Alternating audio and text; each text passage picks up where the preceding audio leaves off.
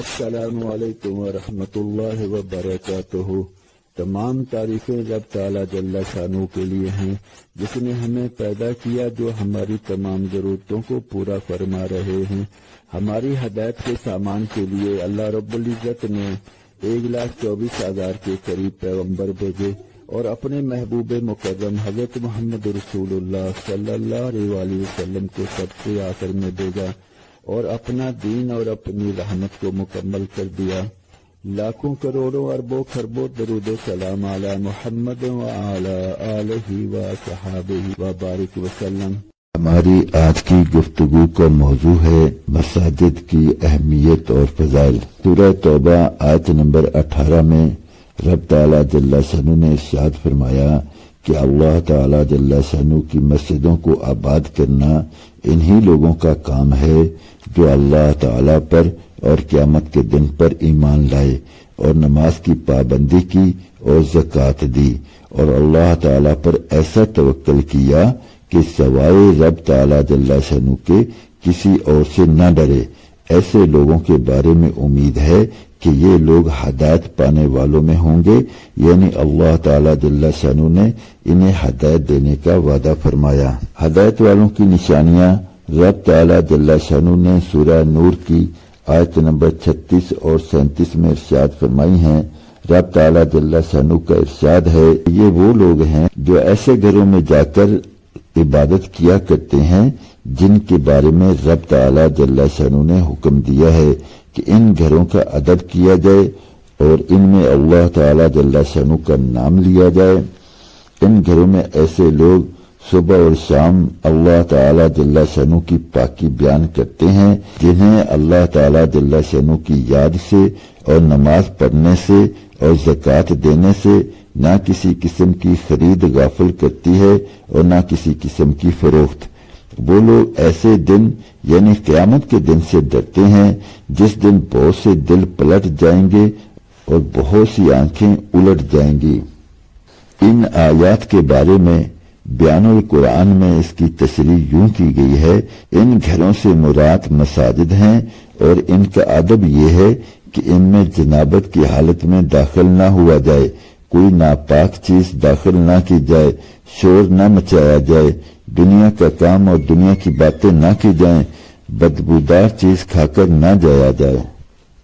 نبی مکرم صلی اللہ علیہ وسلم کا ارشاد مبارک صحیح مسلم شریف حدیث نمبر 1528 میں حضرت ابو ہریرہ رضی اللہ عنہ سے روایت ہے کہ نبی مکرم صلی اللہ علیہ وسلم نے ارشاد فرمایا، اللہ تعالیٰ جل شانہ کو سب جگہوں سے زیادہ محبوب مساجد ہیں اور سب سے زیادہ ناپسند جگہیں بازار ہیں۔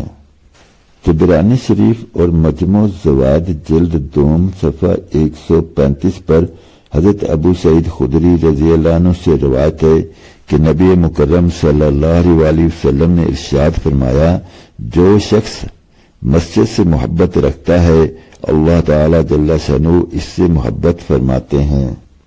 نبی مکرم حضرت محمد رسول اللہ صلی اللہ علیہ وسلم نے مسجد کی ایک عجیب فضیلت بیان فرمائی ہے، جس کو مسند احمد جلد 5 صفحہ 253 پر حضرت معاذ بن جبل رضی اللہ عنہ سے روایت کیا ہے کہ نبی مکرم صلی اللہ علیہ وسلم نے ارشاد فرمایا، شیطان انسان کا بھیڑیا ہے، بکریوں کے بھیڑیے کی طرح کہ وہ ہر ایسی بکری کو پکڑ لیتا ہے جو ریوڑ سے دور ہو، الگ تھلگ ہو۔ اس لیے گھاٹیوں میں علیحدہ ٹھہرنے سے بچو، اجتماعیت کو، عام لوگوں میں رہنے کو اور مسجد کو لازم پکڑو۔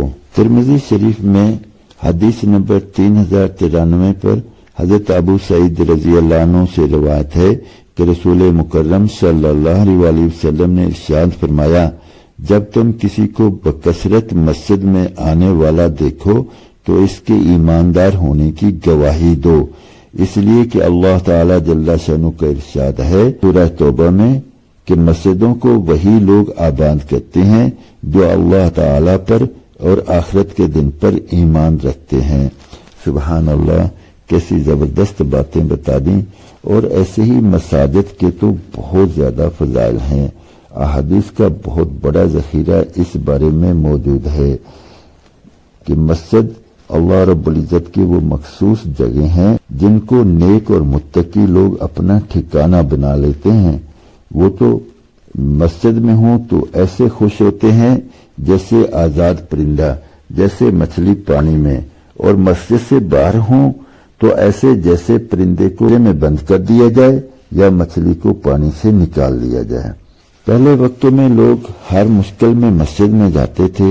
یہ نبی مکرم صلی اللہ علیہ وسلم کی سنت مبارکہ بھی ہے کہ جب بھی کوئی تھوڑے سے حالات خراب ہوں، آندھی چلنے لگے، کوئی طوفان آ جائے، کچھ ہو جائے، تو فوراً مسجدوں کو بھاگے جاتے تھے اور رب تعالیٰ جل شانہ سے التجائیں اور دعائیں کرتے تھے۔